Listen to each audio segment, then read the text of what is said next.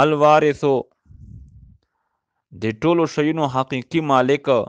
هغه ذات چې هغه قایم او دایم ده او د هر شی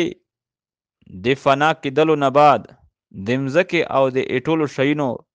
اصلي مالک ده. کوم سړی چې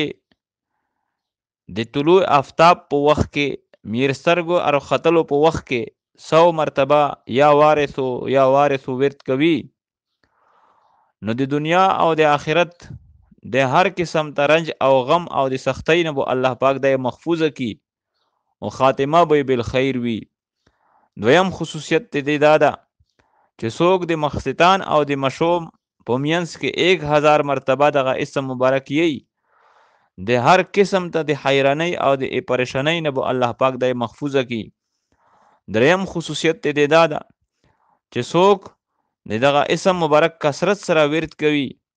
د په مال کې به برکت روشي ټول امور به الله پاک سر ته رسي او په امن کې بوي عمر دې دا به دراز وي اوږد بوي.